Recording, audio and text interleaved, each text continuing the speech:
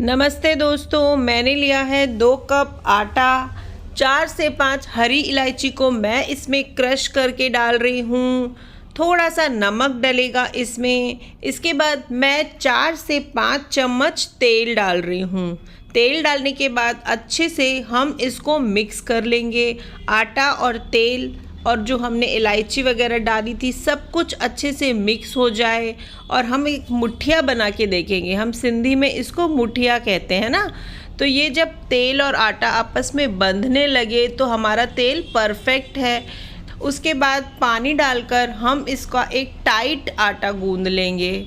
मतलब अच्छे से टाइट आटा गूंदना है, सॉफ्ट आटा बिल्कुल नहीं गूंदना है रोटी के जैसा।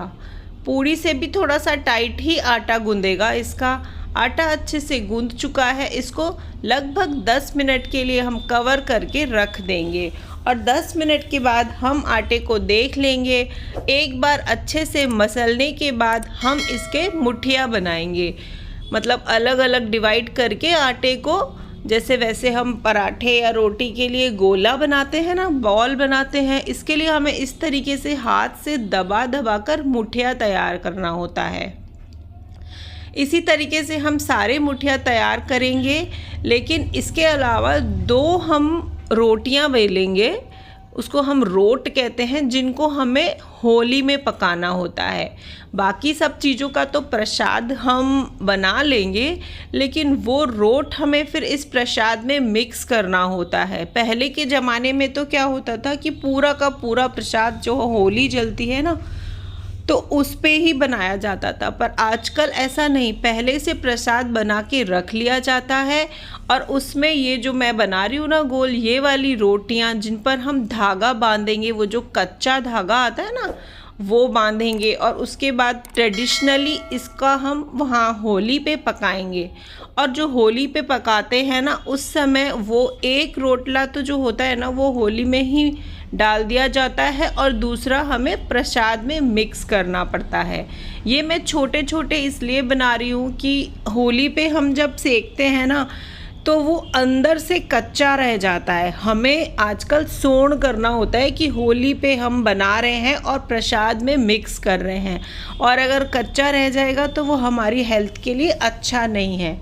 इसलिए मैं ये पतले पतले 2 रोट तैयार कर रही हूँ। अगर आप मोटा बनाना चाहें तो आप बहुत देर तक उसको वहाँ जो हम लोग जलाएंगे ना होली, उस पे सेकेंगे। ये इस तरीके से हम इसको धागे से बांध लेंगे, जो कच्चा धागा आता है। और हाँ, इसमें गांठ नहीं लगानी होती है, बस ऐसे ही आपस में जोड़ दिया जाता है। गांठ बिल्कुल नहीं लगानी होती इसमें।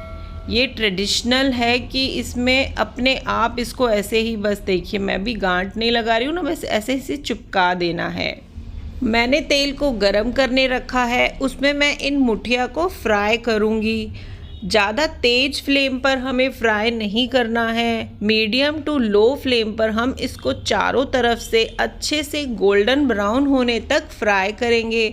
बीच बीच में हिलाते रहेंगे और अच्छे से फ्राई करना है ताकि ये अंदर तक पक जाएं। ऐसा नहीं कि बाहर से तो तेज अच्छा सा कलर आ जाए और अंदर से हमारे ये मुठिया कच्चे रह जाएं। इसलिए ध्यान से इनको हमें फ्राई करना है, बीच बीच में घुमाते हुए, पलटते हुए। बहुत अच्छा सा देखना आप, इसका कलर आएगा ना, बहुत ही प्यारा कलर आएगा।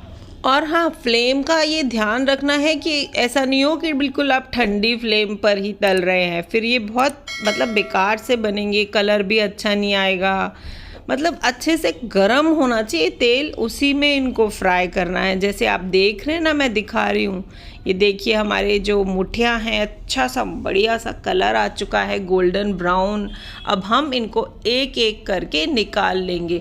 अगर आपके पास ये जो घुमाने वाली छलनी वाला जो चम्मच है बड़ा वाला हो तो आप एक साथ भी निकाल सकते हैं, लेकिन मैं यहाँ पर एक एक करके इनको निकाल लूँगी। ज़्यादा जल्दबाजी नहीं करनी है, धीरे धीरे निकालना है क्योंकि तेल गरम होता है। तो इसलिए ये देखिए कितने अच्छे मुठिया बनकर तैयार हुए हैं। इसके बाद मैंने ये जो पराठा सेकने वाला होता है ना, इससे इनको थोड़ा सा ब्रेक कर लूँगी, तोड़ दूँगी ताकि ये अंदर से ठंडे हो जाएं। हाथ लगाने जैसे तो हो जाए ना, ताकि हम इनको तोड़ सकें, इसलिए डायरेक्ट हम हाथ से नहीं तोड़ेंगे। जब ये ठंडे हो जाएंगे तब इनको हम हाथ से छोटे छोटे टुकड़े कर लेंगे। छोटे छोटे टुकड़े करने के बाद मैं लूँगी एक चॉपर। इनको मिक्सी में ना चलाएं, मिक्सी में बहुत ही ज़्यादा पतले हो जाएंगे। आप चॉपर ले लें, चॉपर में ये डालकर इनको थोड़ा थोड़ा करके पीस लें। मतलब बहुत ज़्यादा पाउडर नहीं करना है। अच्छे से चॉपर में देखिए मैं पल्स मोड पे चला रही हूँ, ताकि पहले एक बार ये सब मिक्स हो जाए, उसके बाद मैं डायरेक्ट अच्छे से चला लूँगी। ये देखिए, ये सब अच्छे से होने के बाद बढ़िया सी हमारी चूरी बनकर तैयार हुई है। आप देख रहे हैं ना। हाँ, बस ऐसा ही चाहिए। पूरी के पूरी हम इस तरीके से पीस लेंगे। इसके बाद मैं इसमें डाल रही हूँ लगभग पौना कप गुड़ का पाउडर। आप चाहें तो चीनी भी ऐड कर सकते हैं। यहाँ मैंने 2 कप आटा लिया था तो पौना कप गुड़ का पाउडर डाला है। अगर आपको ज़्यादा मीठा पसंद है तो आप 1 कप गुड़ का पाउडर भी डाल सकते हैं। हमारा प्रसाद बनकर तैयार है। यहाँ पर मैंने होली की तैयारी करके रखी है। जो होली जलाते हैं ना, ये जो गोबर के उपले हैं, अलग अलग डिज़ाइन वाले आजकल मार्केट में मिलते हैं, उन्हीं से हमें होली जलानी होती है।